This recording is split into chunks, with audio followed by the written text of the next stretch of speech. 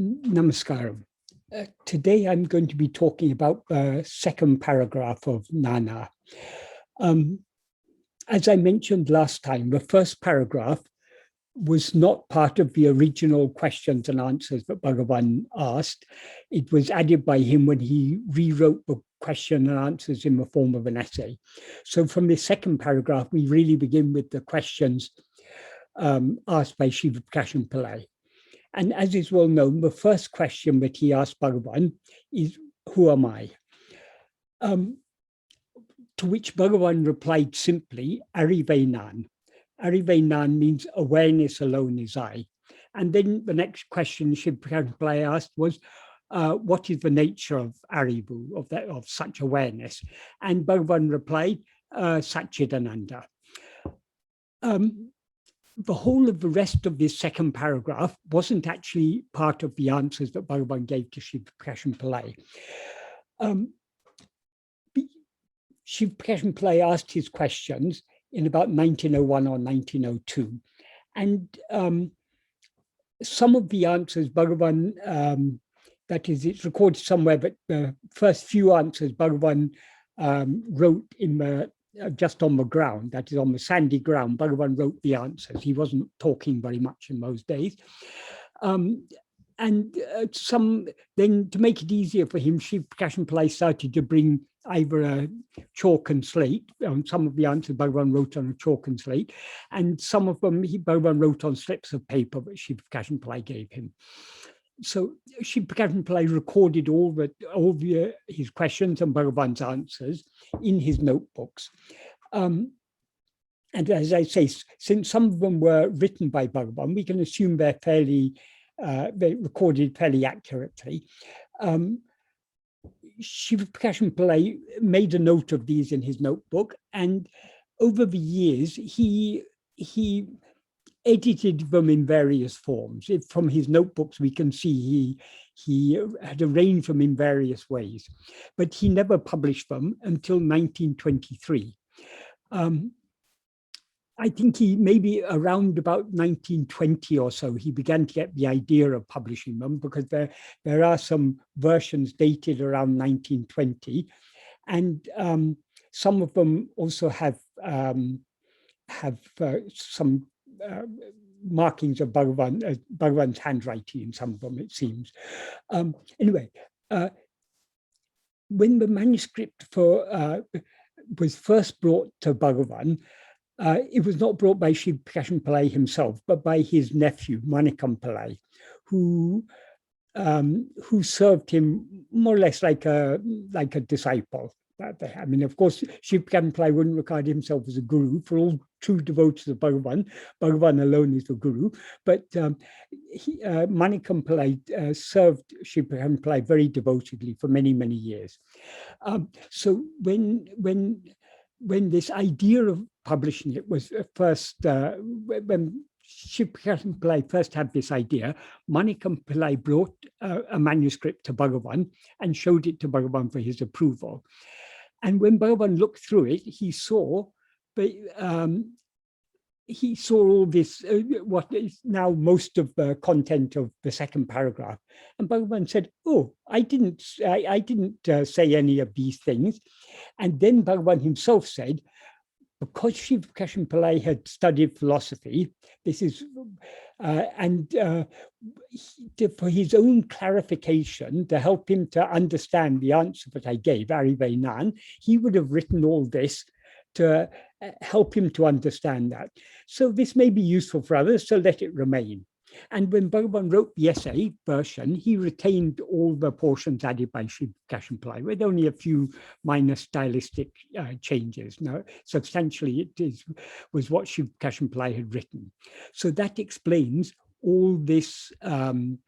The first set of questions, sorry, the first set of sentences in the answer of this paragraph, they are not actually what Bhagavan said, but what Srila Prakāśam Pillai noted. But the answer that when Bhagavan wrote it as an essay, he highlighted his own answer. He highlighted the question, who am I, and his own answers, āhiya, awareness alone is I, and Arivin Sarupam Sachit Anandam, the nature of awareness is Sachit Ananda. He highlighted these in bold type. That is to indicate that these are the actual answers he gave. Of course, when Bhagavan wrote it, he didn't write it in bold type. In the original handwritten version of Bhagavan, he underlined in red ink. And so when it was printed, they were printed in bold type. So I'll now go through the paragraph sentence by sentence, but bearing in mind that this is not actually what Bhagavan said. So the paragraph begins with the question asked by Sri Prakasham Pillai, Nāṉ Ār, who am I? Then comes what Sri Prakasham Pillai added. I'll go through sentence by sentence.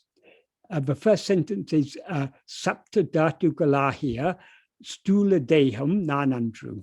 That means the sthūla dēha means the gross body, or implies physical body, the physical body, which is formed of 7 dhātus. Dhātus means constituents. I think this is all related to Indian philosophy and science as it was in those days. There are 7 constituents of the body as chyle, blood, flesh, fat, bone, marrow, and semen. So the physical body, which is made out of these 7 constituents, is not I.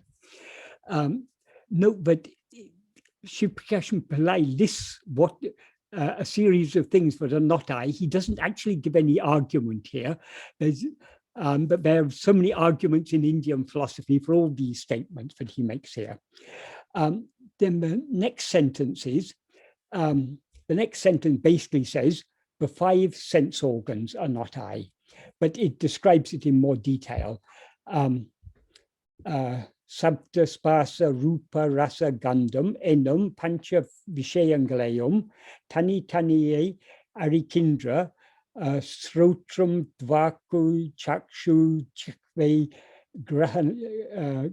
ghirāṇam, eṉgiṛa, jnānendriyaṅgaḻ, eṉģum, Nāṉ Ār.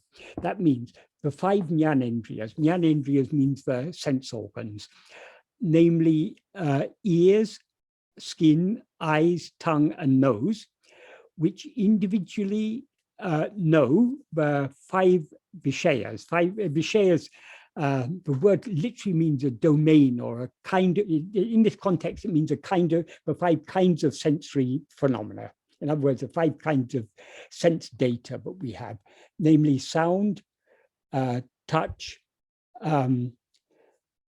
form, taste, and smell. Form here means visual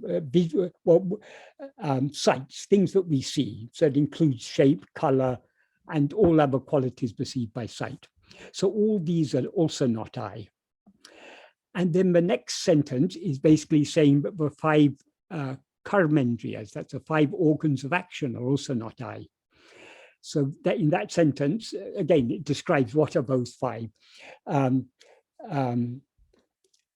Vasanam, gamanam, dhanam, malam visarjanam, anandital, eṉṉum, aṇḍṛu ṭhārilgaḻaiyum, sekiṇḍṛa, vakku, padam, pani, payu, upastam, eṇṉum, karmendriyaṅgaḻ, eṇģum, Nāṉ Ār. The 5 karmendriyas, organs of action, namely mouth, feet, but pardon can mean feet or legs in this context, hands, anus, and genitals, which respectively do the 5 actions, namely speaking, going, giving, discharge of feces, and enjoying. Enjoying here means enjoying sexual pleasure, are also not I. And then in the next sentence, he says that the 5 pranas, the 5 vayus, or the 5 vital metabolic processes are not I. And again, it lists, no, it doesn't give a detailed list here. It says, svasadi ain ṭhārilgaḻaiyum, sekiṇḍṛa, pranadi pancha vayu galum, Nāṉ Ār. that means the pañca vayus. Literally, it means the 5 winds or vital airs. It means the different kinds of metabolic processes. That is, it includes respiration, digestion, and so on. I can't remember what the 5 are, and it doesn't list them here. Beginning with prana, breath, which do the 5 metabolic functions, the 5 functions, it says, but that implies the 5 metabolic functions. Beginning with respiration are also not I. And then the next sentence, the mind which thinks, so the next sentence says, Nine-kindra manamam Nāṉ Ār. The mind which thinks is also not I. I will stop here and I'll just discuss these earlier sentences a little bit more here. It may seem to us, if you're anyone who isn't, who hasn't studied Indian philosophy, may wonder why all these things are listed. That is, if it said the physical body is not I, does that not include the senses and that is the sense organs and the organs of action? Are they not included as part of the body? And also the 5 pranas, the metabolic or physiological processes, are these not all part of the physical body? But in the context of Indian philosophy, all this is very meaningful, because from the very earliest times, one of the central questions of Indian philosophy, in fact, probably the central question of Indian philosophy, was, who am I? And every school of philosophy, every philosophical viewpoint had its own answers. Among the many competing philosophies in India, from ancient times, there were a group that were called Charvakas. They were the materialists. And some of the materialists argue that the physical body is I. They're very simple. Physical body is I. That's all there is to us. Some of them had more sophisticated arguments, and they would argue either that no, it's not just the physical body, it's the senses that are I, or it's the organs of action that are I. So it's in the context of Indian philosophy that all these are listed, and all other systems of Indian philosophy all start off by attacking the Charvaka view, by attacking the view of the materialist, because all other systems of philosophy, the various types of Astika philosophy, that's those that accepted the Vedas, what we nowadays call Hindu philosophies, that's Nyaya, Vaisesika, Sankhya, Yoga, Purva Mimamsa, and Vedanta.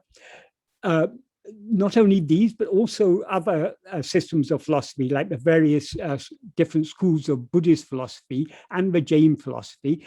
They all would start their philosophy by attacking the views of the materialists, the Charvakas.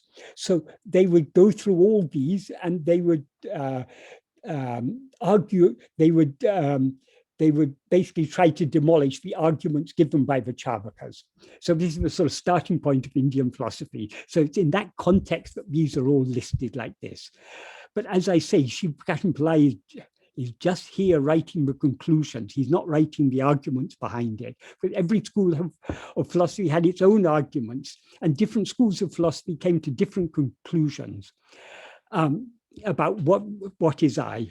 Some concluded that for example, I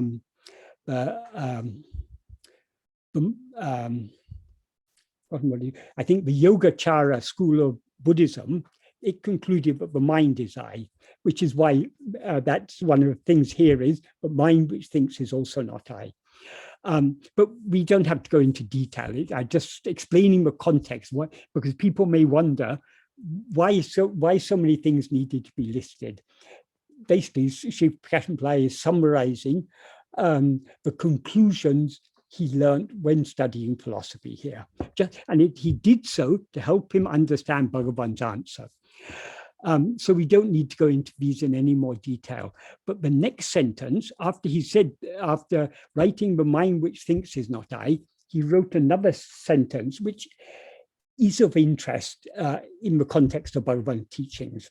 That is, what he says in the next sentence is, Sarva viṣayaṅgaḻaiyum, sarva taṇi-t-taṇi-y-ē aṇṭṛṟu. That means all viṣayas, all phenomena, and all action ceasing. This is describing the state of sleep or any state of manolaya. That is, in sleep or manolaya, all phenomena or viṣayas cease and all actions cease. So all viṣayas and all actions ceasing, viṣaya vasale golodun matram porindi irakum aģiṇṇamum Nāṉ Ār. That is, the ignorance that is combined only with viṣaya vasanas is also not I. This is an idea in many systems of Hindu philosophy, including Advaita. But what remains in sleep is only the darkness of ignorance, in which the viṣaya vasanas reside. That is the source from which the viṣaya vasanas arise. And this darkness of ignorance is often explained in, particularly in Advaita philosophy. This is the Anandamaya kosha, which is also called the Karana Sarira. Karana Sarira means the causal body. Why is it the causal body? Because its form is ignorance containing viṣaya vasanas, and the viṣaya vasanas are the seeds that give rise to everything else. That's why it's called the causal body, because the viṣaya vasanas are what cause everything else. So the idea is, this is the prevalent idea in Advaita philosophy, and also probably in some other systems of Indian philosophy, but what remains in sleep is ignorance. And in that ignorance, viṣaya vasanas remain there. And both viṣaya vasanas are the seeds that give rise to waking and dream. This is not entirely applicable in the context of Bhagavan's teachings, because according to Bhagavan, all the five sheaves, that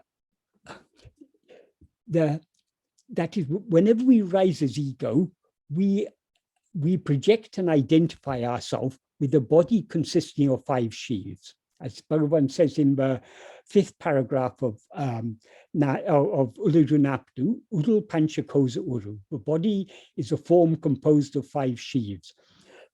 Those five sheaths are the physical body, the prana, the life, the mind. Mind in this context means the grosser functions of the mind, the intellect, and the Anandamaya kosha, Bhagavan equated with chittam. Chittam means the will, because the will is what contains all the vasanas. So Anandamaya kosha is the will. It's often not explained in this way in Advaita philosophy, but according to Bhagavan, that is, Anandamaya kosha is nothing but the chittam. It consists of the vasanas.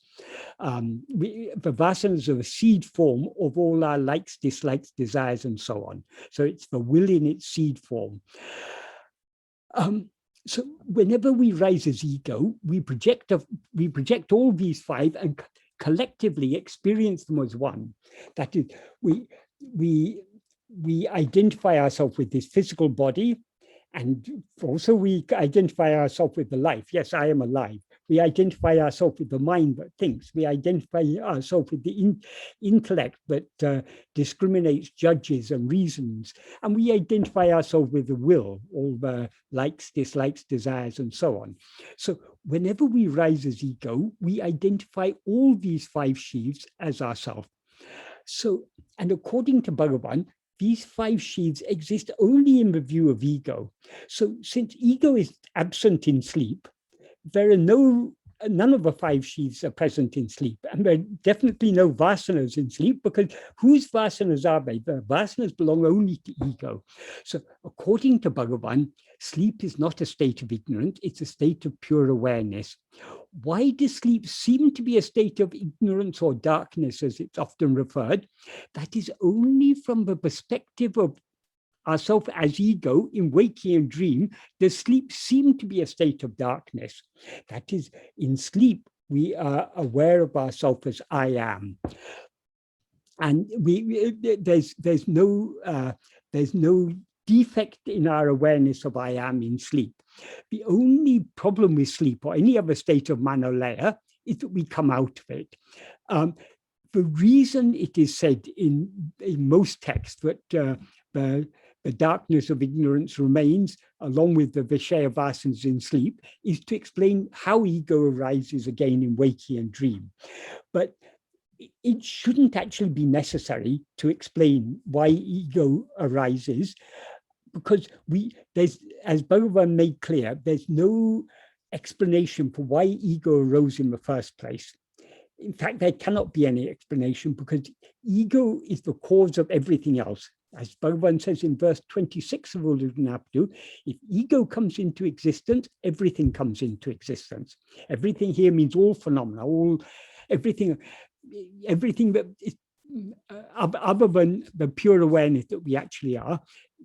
All that comes into existence only when ego comes into existence. And if ego doesn't exist, everything doesn't exist. So since ego is absent in sleep, to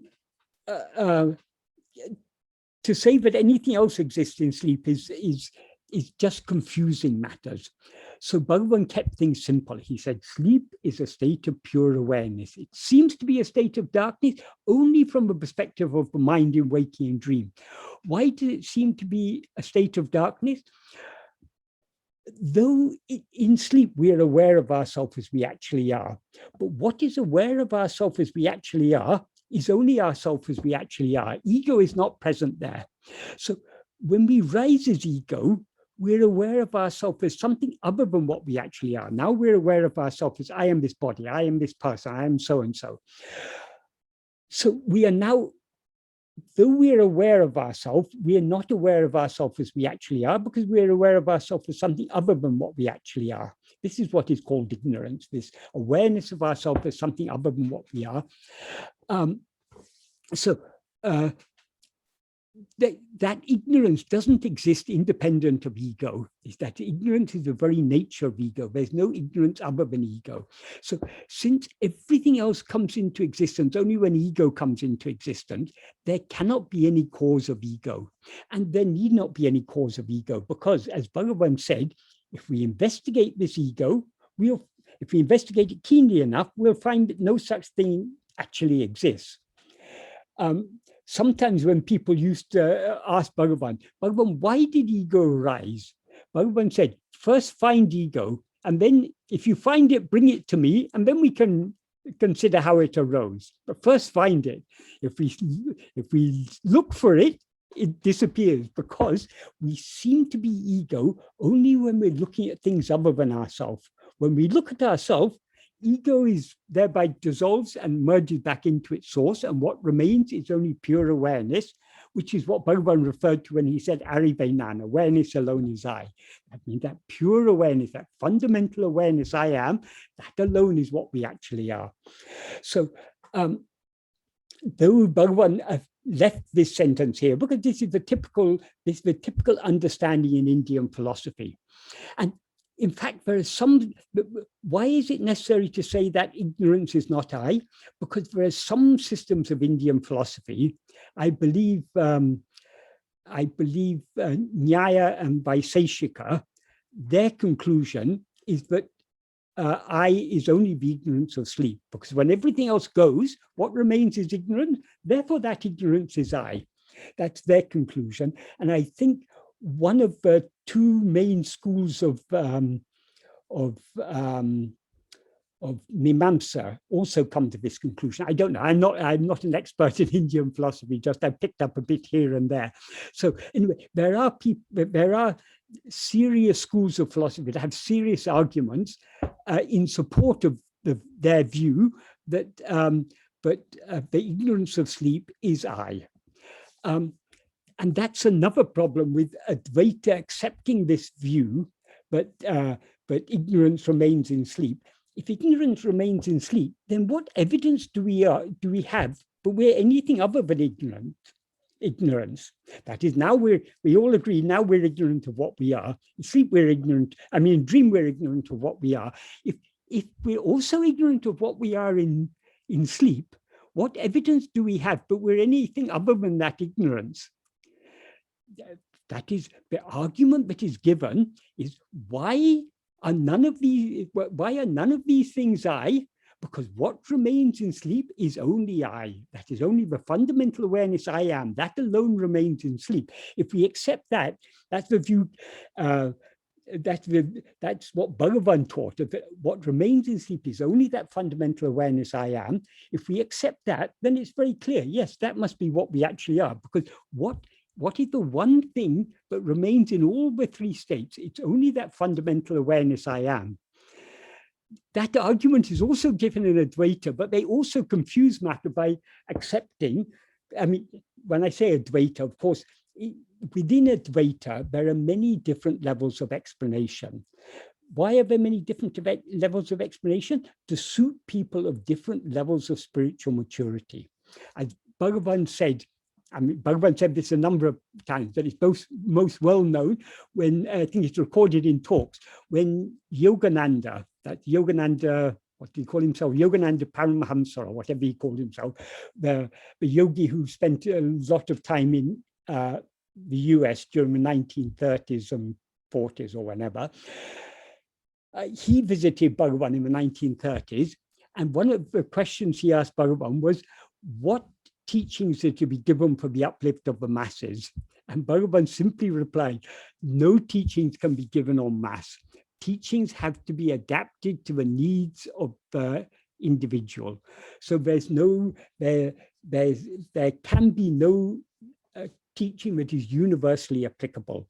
So even within Advaita, that is, all the different philosophies that are available in the world, from materialism to the various different religious views and all the different, so many different philosophical views are there, they are appropriate to suit people of different levels of spiritual maturity. That's why Advaita has no quarrel with any other system of philosophy. That's why Bhagavan says in the second and third, well, indirectly Bhagavan points out in the second and third verses of Ulladu Narpadu, but all these teachings are for the annihilation of ego. They are not for us to go and argue with others. That is, if others have other views, they're welcome to have their views. Whatever views they have are appropriate for them. So even within Advaita, there are different levels of explanation are given. The majority of Advaitins accept the view called Shrishti Drishtivada. That is, they accept an elaborate system of Krama Shrishti, of gradual creation, how this element, this was created out of this element and combined together with something else and made this. There's an elaborate system of creation, which I think originated with Sankhya, but is accepted by most Advaitins. That is called Shrishti Drishtivada. That is, first there's creation, Shrishti, and then afterwards we are born into this created world, this pre-created world, and we see it. That is Shrishti. Drishti means seeing or perception. Whereas what Bhagavan taught us is Drishti Shrishtivada. That is, according to Bhagavan, this world is just a dream. So a dream doesn't exist before we perceive it. The dream exists only in our perception of it, only in our awareness of it, that the dream world seemed to exist. So it has no existence, or it wasn't created independent of our perception of it. Likewise, according to Bhagavan, our present state is created only by our perception of it. So Bhagavan, though Bhagavan's teachings are Advaita, they're much deeper and also much simpler form of explanation of Advaita than you'll find in most texts. It's not that others who wrote other views were necessarily ignorant, but they wrote what was appropriate to people of different levels of maturity. Bhagavan, so to speak, pushes us in the deep end, because he said, why to give all elaborate teachings, and that later you'll have to negate? Why don't you tell the truth right from the start? Bhagavan sometimes used to say like that. So Bhagavan's view about sleep and about the three states is actually quite different to what is the most popular view among Advaitins. That is, Bhagavan is much deeper. Bhagavan says there is no difference between waking and dream, though that is implied in many places, particularly by Gaudapada in Mandukya Karika. It's worded there in such a way that people can explain it away. Oh, no, Gaudapada is just talking about dream as an analogy. He's not actually saying that waking is just a dream. There's room for it to be interpreted in that way, but Bhagavan is unequivocal. What we call the waking state is nothing but a dream.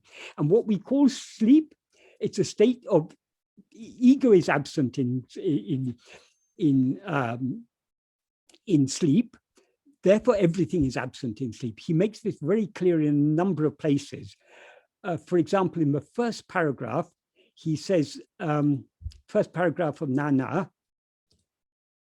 he says, this is one paragraph we talked about last time.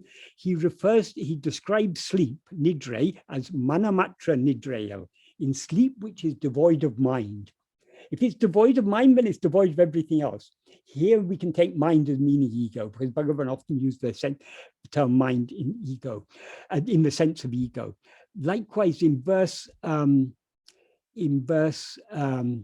21 of Upadesha Undiyā, he says,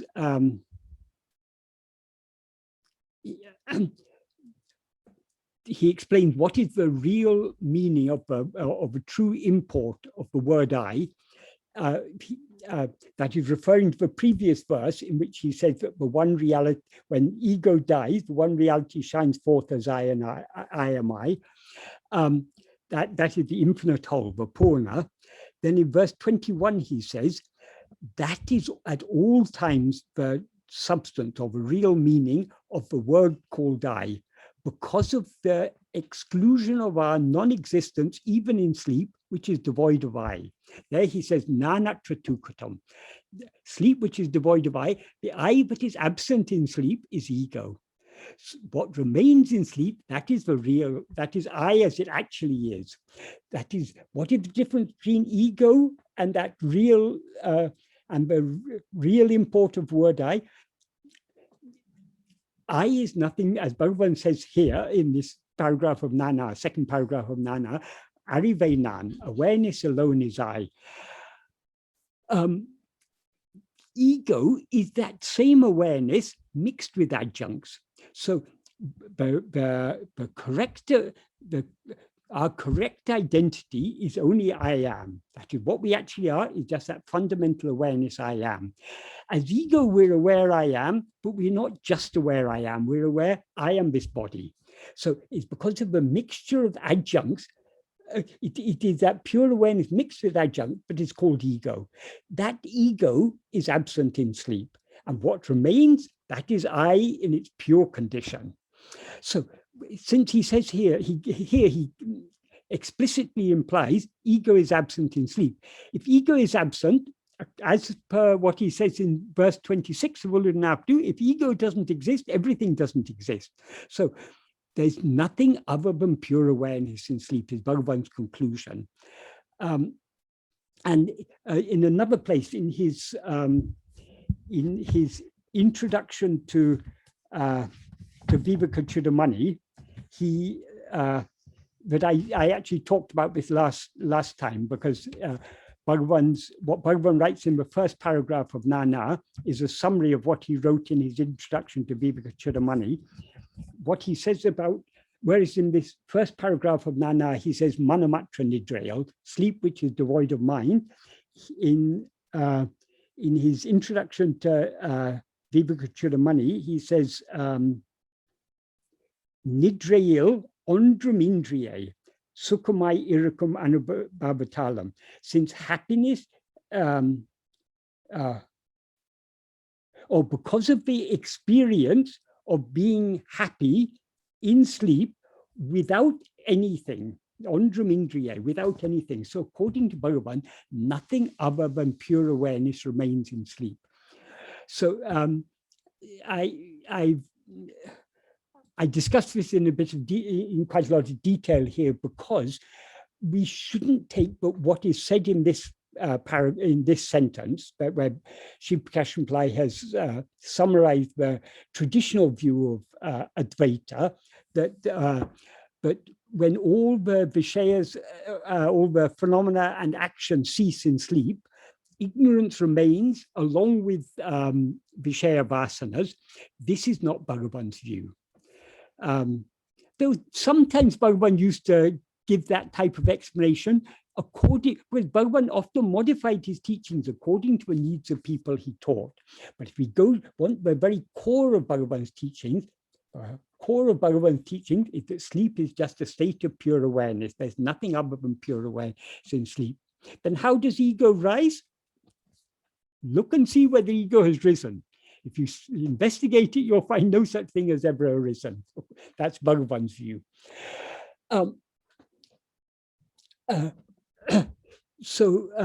As I say, in all these sentences up to this point, Shiv Prakash Pillai has listed things that are not I.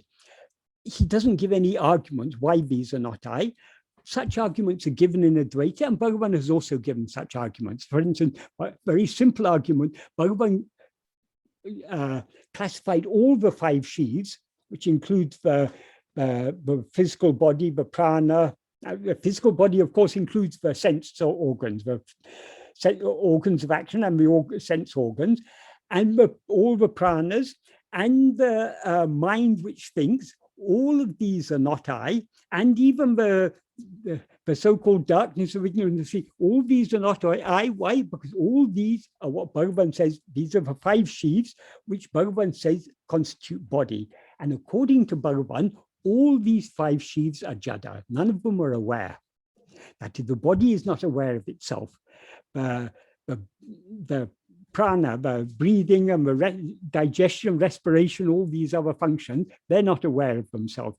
The thoughts and feelings and emotions in the mind are not aware of themselves. The intellect that reasons is not aware of itself. That is, intellect is an instrument that is used by ego, but that instrument itself is jada. Even our vasanas and the desires and likes and dislikes that arise out of those vasanas, but vasanas manifest first as likes, dislikes, desires, and so on. They are not aware of themselves. Who desires to eat a tasty meal? I do. That is it, the I there is ego. Ego identifies itself with that desire, and therefore it's aware, I desire this. But the desire itself is not aware of anything. So all the 5 Shivs are jada. Why they seem to be sentient is because we as ego take these 5 Shivs to be I, and therefore it seems to us, now these 5 Shivs that are called Michael, I take myself to be Michael, therefore it seems that Michael is aware of the world. No, it's not Michael is not aware of the world, Michael is jada. What is aware of this world is only I, the I that mistakes itself to be Michael. So one reason why all these things are not I is that they're all jada. None of them jada means that they're not aware. They have no awareness of their own. Whereas I is aware. This is what Bhagavan says in verse 22 of Upadesha. All these 5 Shivs are jada and asat. They're not aware, and they don't actually exist. Therefore, they are not I. That's one reason why they're not I. Also, all these things are things experienced by us as ego. Though we take ourselves to be this body and mind, we experience this body and mind as objects. Mind here means all the thoughts and so on. The root of the mind is this first thought, I, that is ego. Ego is the subject. Everything else, all the other thoughts of mind are objects. So the subject is not an object. The subject is something that is separate, that experiences itself as separate from the objects. So we are not our thoughts. We are not our desires. We're nothing. We're something separate from all these. But because we now confuse ourselves with all these things, we are called ego. If we separate ourselves from all these things, ego is thereby dissolved, and what remains is pure awareness, which is what we actually are. So there are good reasons for saying all these things are not I, but the reasons, the arguments are not given here. Because Sri Prakashan Pillai would have been familiar with all those arguments. He just is summarizing here the conclusions. So if all these things are not I, then what am I? That was when he wrote it as a question and answer version, though he didn't actually, because Bhagavan didn't say all these things, but having put all these things, Sri Prakashan Pillai then added another question. If all these are not I, then how do you put it? Iveyellam nāṇ Ār vidil, pinna Nāṇ Ār. If all these are not I, then who am I? That wasn't actually a question that he asked Bhagavan, but when he edited it, he put that question in there to make sense of all that he had said earlier. So then the answer to that, what Bhagavan actually said, as I say, the first question Sri Prakashan Pillai was asked, who am I? Bhagavan simply answered, aṛigiṇḍṛa. But Sri Prakashan Pillai added all this. That is the next sentence. Mel solia yabum nāṇ Ār eṉģṛu neti sedu taṉi-t nikum aṛigiṇḍṛa. That means eliminating everything mentioned above as not I, the awareness that stands isolated alone is I. So he incorporated Bhagavan's actual answer in this sentence. The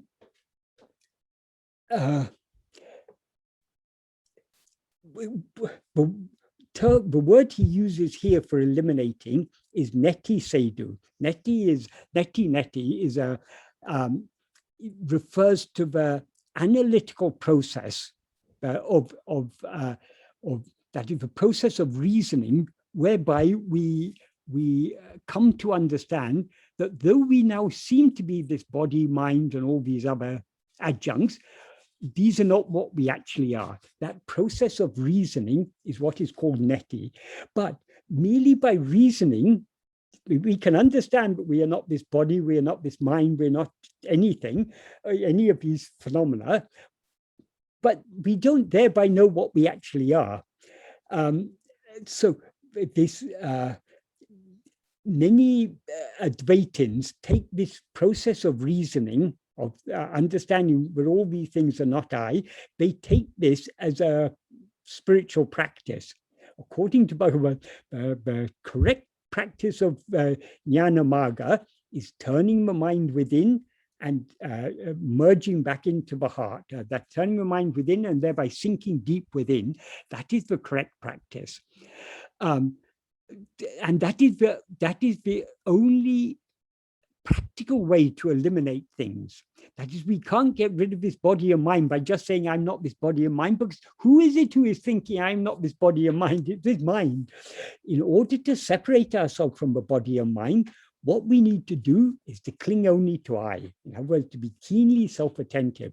To the extent that we attend to ourselves, to that extent our attention is withdrawn from everything else, including this body and mind, and thereby we separate ourselves from them. So that's the practical means. Perhaps Sri Prakashan Pillai had that in mind when he wrote this, eliminating everything as not I, but the wording suggests that the analytical process of that is analytical process of reasoning, but all these are not I. That is not the way. That is not a practical solution, as Bhagavan made clear. So, as I say, now we've come to Bhagavan's actual answer, which he highlighted in bold type: aṛigiṇḍṛa, awareness alone is I. That is. Generally in Vedanta, if you ask who am I, you're first taught all these things that we are not, and then the final conclusion is, therefore you are Brahman. But Bhagavan goes straight to the conclusion. He doesn't beat about the bush. He says, awareness alone is I. Bhagavan is simple, direct, and to the point. And particularly in those days when he wasn't talking, he wouldn't have written all these things, listing all these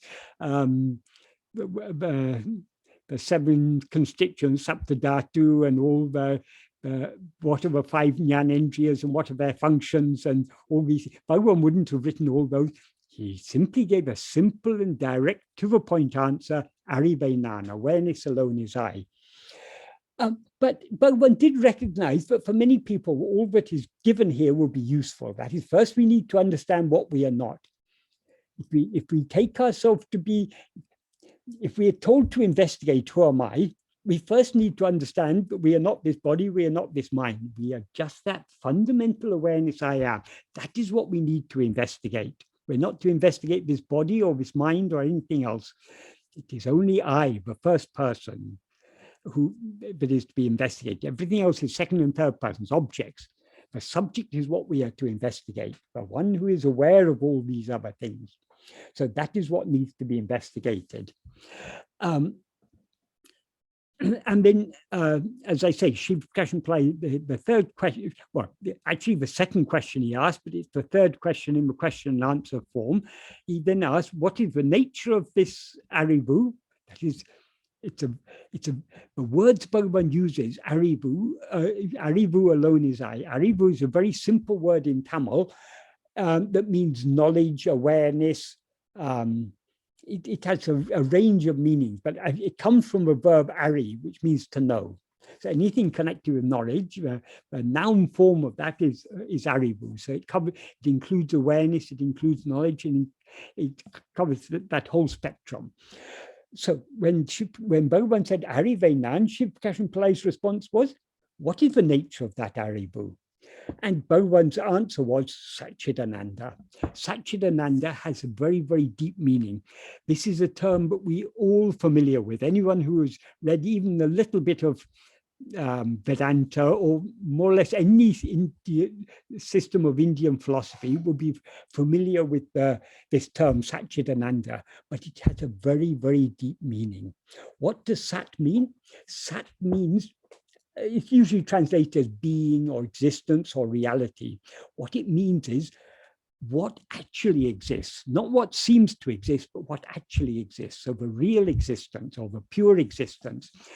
Chit means awareness, but not the awareness of things, but the pure awareness, the awareness that is aware of nothing other than itself. And Ananda means happiness, but not the happiness that is sometimes I'm happy, sometimes I'm not happy. That is the ground for the appearance of both the relative happiness and unhappiness. It is the absolute happiness, pure happiness, infinite happiness. So Satchidananda is, as Bhagavan says in verse 28 of Upadesha Undiyā, if one knows what one's nature is, then Anadi, Ananta, Akhanda, Satchidananda. Anadi means it's beginningless. It had no beginning in time. Ananta means it means endless. It also means infinite. It has no limit. It has no end. Anta means end. So devoid of end. That means devoid of limits. So it's beginningless. It's infinite. Infinite not only in space or time, it's infinite in every conceivable way, that it has absolutely no limitation at all. Akhanda. Akhanda means unbroken. That means it's indivisible. That is Satchidananda. Though the term Satchidananda is comprised of 3 terms, Sat, Chit, and Ananda, these are not 3 separate things. Sat is Chit, and Ananda, Chit is Sat and Ananda, and Ananda is Sat and Chit. That all 3 terms are referring to the same one reality, which is indivisible. So it's Anadi, Ananta, Akhanda, Satchidananda. That is what we actually are. That is the awareness that Bhagavan is referring to here. So this awareness is not to be confused with the adjunct mixed awareness that we call ego. Ego is a form of awareness, but it's not pure awareness. It's the pure awareness mixed and conflated with adjuncts. And it's only that adjunct mixed awareness that is aware of things other than itself. As Bhagavan says in verse 4 of Ulladu, if oneself is a form, the world and God will be likewise. If oneself is not a form, who can see their forms and how? That is, it's only when we rise as ego and thereby take ourselves to be the form of a body, but other forms appear. And we see this world consisting of numerous types of names and forms, and we conceive of a God who we cannot think of except in terms of form. That is, so long as we experience ourselves as a form, we cannot even conceive what is formlessness. We can have a vague idea, okay, something without form, but what actually is formlessness? Formlessness, of course, is our real nature, but we cannot form a mental conception of it. If we want to experience formlessness, we need to turn within and merge back into the source from which we arose. Then only we will know the true meaning of Sachit Ananda. So as I say, this term Sachit Ananda is an extremely deep, and that the meaning of the term Sachit Ananda is extremely deep. Ultimately, Sachit Ananda, that is the ultimate reality, infinite pure awareness, infinite pure existence, infinite pure awareness, and infinite pure happiness. That which has no opposite, that is that which is eternal. It never ceases to exist, or never comes into existence and never ceases to exist. So even now we are that. Though we think of that as something to be attained in the future, it is actually what we are even now. As Bhagavan says, that alone is I. Arive Nāṇ. What is that Arivu? It is just Sachit Ananda. So that is what we are even here and now. So what do we achieve by investigating ourselves? We separate ourselves from all that we now mistake ourselves to be. And what then remains? That is what we actually are. That is Sachit Ananda.